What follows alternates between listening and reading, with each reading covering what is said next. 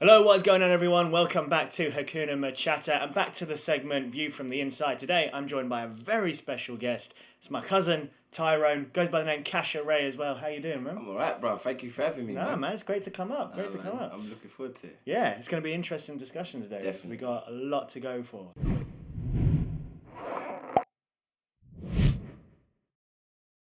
It's going to be like the normal structure like I had with Christian. If you guys have caught that video, if not, click the card just above here. You can check them. So we're going to start off talking about film and TV, essentially. Like what you grew up watching, what you used to watch, what you're watching now. Yeah.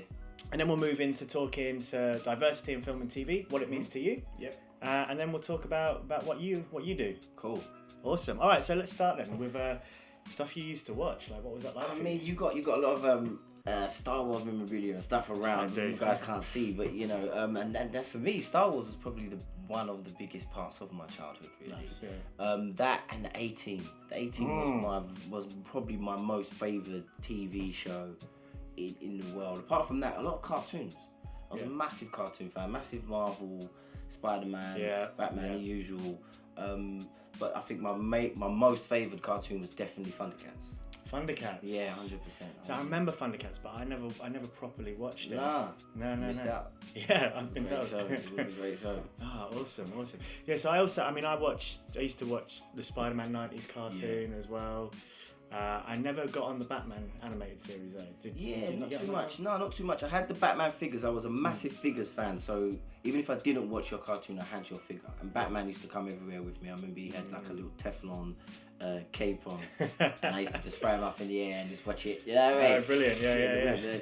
Yeah, great. And then a lot of He-Man figures as well. Yeah. Okay. Cool. He-Man was a big one, but I think later on we'll figure that there's not a lot of diversity to those characters in terms of what they represent and what I was watching at that age. Do you know what I mean? Yeah.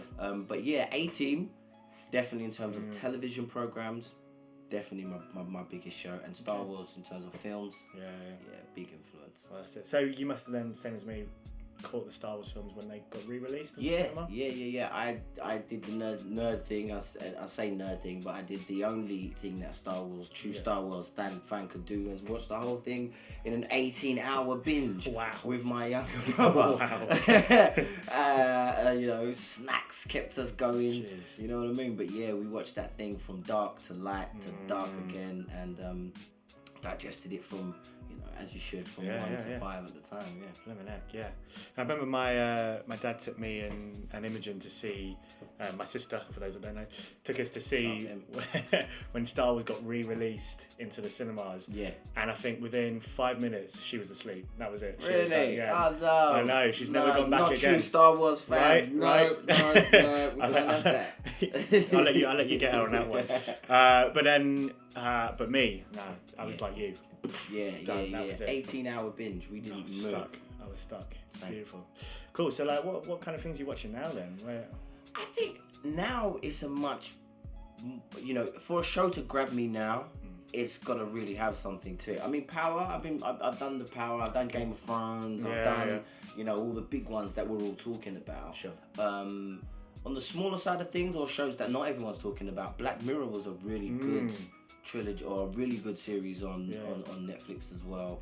I tend to do a lot less television because it's a lot steered into the reality TV and stuff like that. Not really my bag.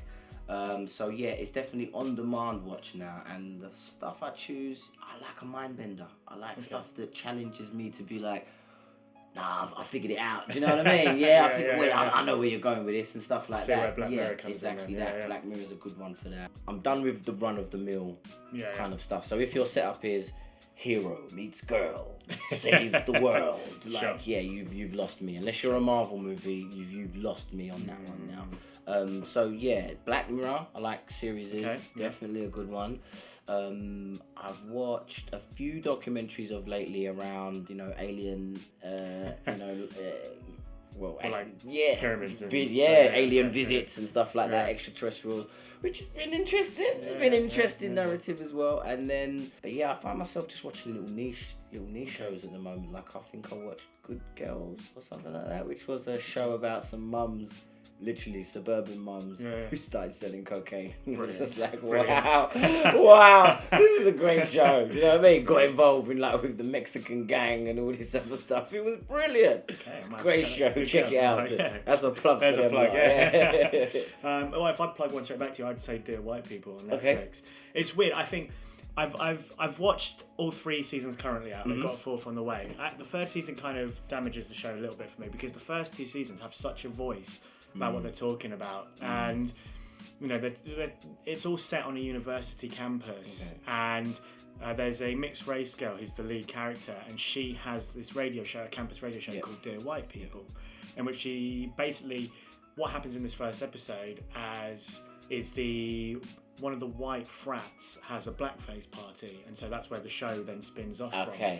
So it's you know, and throughout it, the black and mixed race characters are trying to go through the different barriers that we face and how to break them down. And you know, it doesn't just follow the one person; it follows, I think, about 4 or 5 different people. Okay. So you maybe get to 6, see a few different perspectives. And so like every episode will be a perspective of a different character. Okay. Yeah, that's definitely one I'll check out. Yeah. A lot of people do get perturbed by the name by it, Dear White People. And I didn't watch it for a long time because I thought it was a documentary thing, and so I was like, I don't know if I'm quite ready to sit down and watch documentary. But I knew it was going to be racially charged. When you see it on Netflix, you know it's going to be racially charged. I think it's one of those shows when I've clicked on it, had a read of the blurb, and thought, maybe not. But now you've I'll check it out. And I think that's been a problem with a lot of people. But if you allow yourself to get deeper into it, you can find some really brilliant stuff in there. And it's not all just from the point of view of black and mixed race people. One of the central characters is a white guy as well, and we have episodes and how around that him. Works From that side of it. So it sticks to it quite nicely. All right, awesome. All right, let's move on then to talking about the main thing: diversity in film and TV. How do you see it? What does it mean to you? And do you think? I mean, it's a subject I think that will, if coming from the backgrounds that I most definitely have, and being of mixed heritage and so on and so forth, I think it's a subject that has many facets to it. But in a nutshell, if we're asking the question, do I feel as if I have been represented in TV and film over the years since I've been growing up, then the answer to that would be no.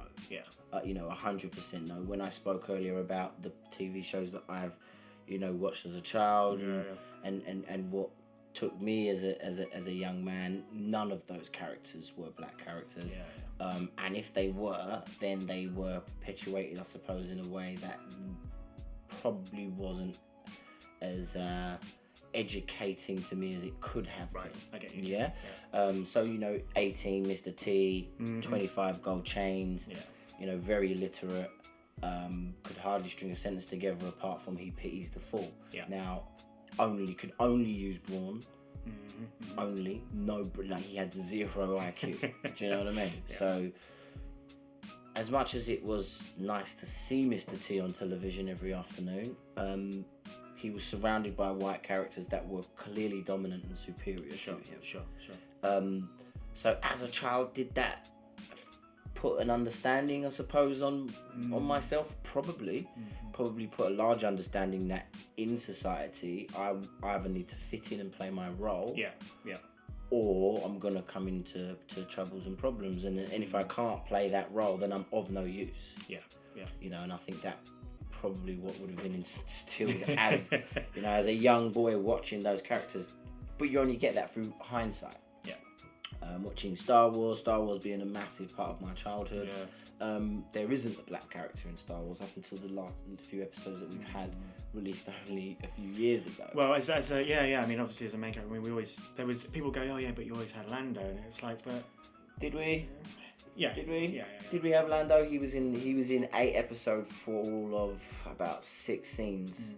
In its entirety, that was Lando's main part of Star Wars. So did we have Lando? Was he a hero? No, he was a snake.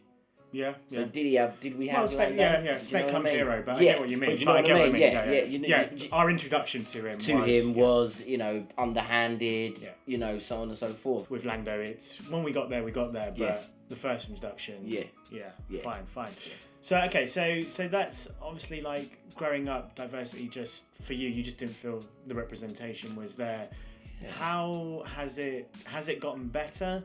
Do you still think has it gotten worse? Do you think it's not really changed at all? I think until the conversation started, I think it went unnoticed until the conversation really started of late. Really, I mean, was I ever in my living room as a teenager going, why isn't there more black characters, or why isn't there, more representation of me and my life? I just don't think it was a question. I think we were given what we were given by Hollywood and by the the big movie companies, and that's the way movies were. We didn't really question if they could be any different, or if there could be more representation of me in my skin colours, and we didn't really ask or question it. But now the question has been asked. On hindsight, again, the short answer is no, we weren't represented. No, I will, especially if I say, have I got a hero that I can look up to, that I found when I was young, and I was represented by very clearly, and held up and championed by, then the answer is no. Yeah. But Will Smith was the closest. Sure, yeah. Probably the same for me as well. Was the closest that we had to that. Did he always play characters that I wanted to be? Not always, but he did. He played heroes. He played. Yep. Do you know what I mean? Yeah, so he was, I suppose, the closest off the back of Fresh Prince that we could say that we could, definitely could identify with. Yeah. But that's it. Well, is it? And I think it's great that nowadays as well, with films coming in. I mean, like I use Black Panther. That's the best example we have these days. That kids growing up now will have those role models. They'll have Finn in Star Wars now to look up to. And it always amazes me how other people don't quite get that just yet. Yeah. Seeing Spider-Man, the Spider-Man into the multiverse, is it? That movie, Spider-Verse. That movie there. If I had seen that when I was a 10-year-old child, my life could have been completely different. Sure. The view I had on myself could have been completely different. What I was able to achieve in life, I could have viewed very differently. And what's really nice about that film as well is that it doesn't do it from a race standpoint. It does it from a point of anyone can be Spider-Man. And that's the brilliance of the movie. It doesn't do it from, here's a black Spider-Man now. Sure. Have your fun with that, guys. Yeah. It doesn't go with that narrative. It goes with we are all superhuman. Yeah. And if you tap into that yourself, you too can do great things. Yeah. The narrative of the movie is something that has been a long time needed in Hollywood. Exactly this, yeah. It looks at that. If you tap into the superhuman inside yourself, you too can achieve great things. Yeah. And it's a narrative that has been long overweighted, or it's been long overdue in Hollywood. Yeah, definitely. And now it's here. I would like to see more of it.